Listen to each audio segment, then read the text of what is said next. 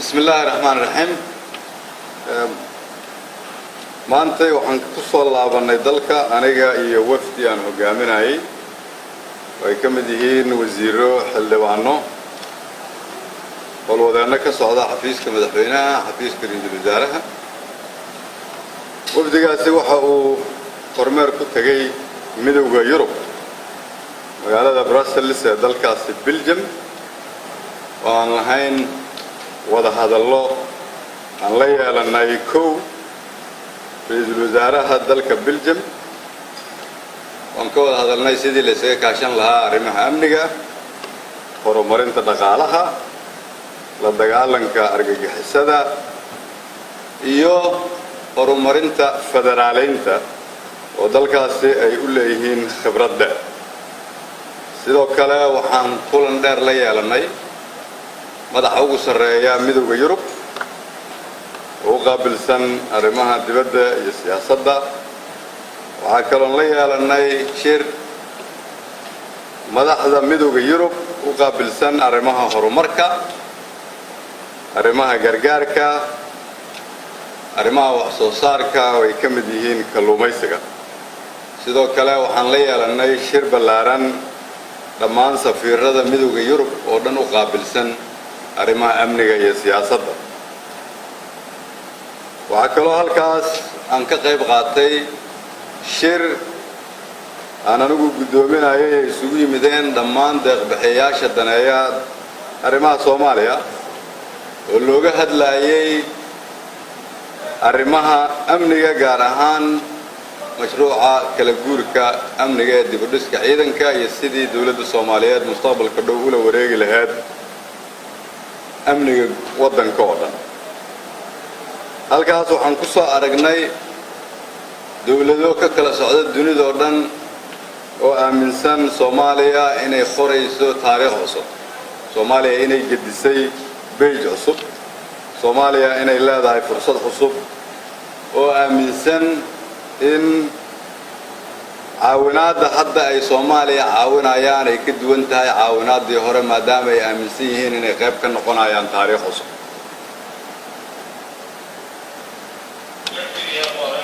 mashruucii kala guurka ee amniga oo la ansixiyay adduunyadana ay aqbashay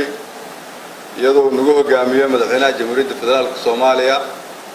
inay nagala shaqayn doonaan sidii loo hirgelin lahaa kasokow midowga Yurub iyo dawladda Soomaaliyeed waxay ku heshiiyeen arrimaha soo socda in midowga Yurub uu siiyo kaalmo dhaqaale oo lagu kabi doono miisaaniyadda dalka oo gaaraysa 100 milyan oo euro taasoo ugu dhiganta qiyaastii 120 milyan oo dollar lacagtaasi waxa lagu kaalmeyn doonaa dawladda Soomaaliya si ay ugu kaalmaysato miisaaniyaddeeda waxaana loogu soo shubi doonaa bangiga dhexe macnaheedu waxay tahay waa dhaqaale si toos ah midowga Yurub uu siin doono dawladda Soomaaliya sidoo kale midowga Yurub iyo dawladda Soomaaliya waxay ku heshiiyeen in mashruuca dib u dhiska ciidanka iyo amniga qorshihii la soo ansixiyay kala guurka in midowga Yurub ay ku kaalmeeyaan dhaqaale gaaraya 80 milyan oo euro oo u dhigma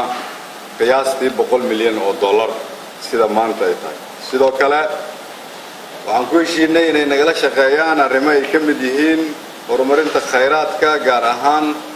kalluumaysiga oo ay nagala shaqeeyaan sidii ummadda Soomaaliyeed meel walba ay joogaan uga faa'iideysan lahaayeen sidii arrimaha khayraadka gaar ahaan kalluumaysiga looga munaafacadsan lahaa sidoo kale waxaan isla garanay inay nagala shaqeeyaan kahortagga jaridda dhulka nabaad guurka iyo dhoofinta dhuxusha sharci darrada intaas ka sokow waxaan isla garanay in shirka caalamiga ah ee sanadkiiba mar la qabto oo lagu horumariyo arrimaha Soomaaliya lagu qabto isla midowga Yurub gaar ahaan magaalada Brussels 26 Juun oo sanadkan taasoo ay ka wada qayb gali doonaan madaxda Soomaaliyeed iyo dad badan oo Soomaaliyeed taasoo lagu falaqayn doono sidii Soomaaliya loogu caawin lahaa dhaqaale iyo siyaasadda intaas ka sokow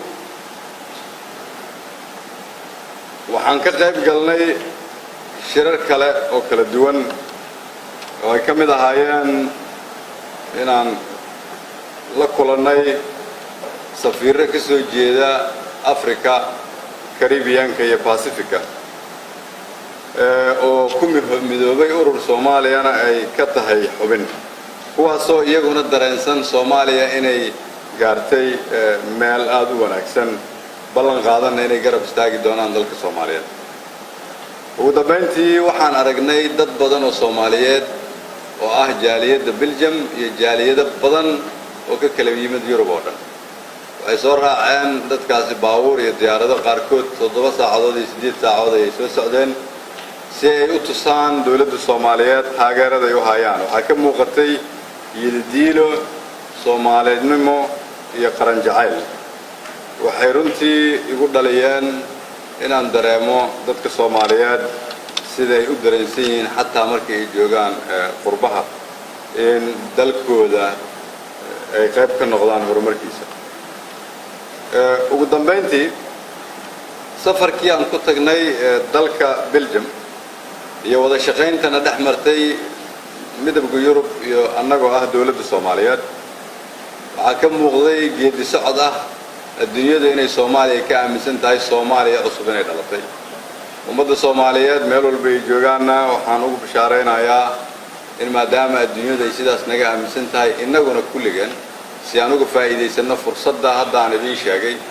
iyo kuwa kale oo hor yaalla oo isu soo daba socda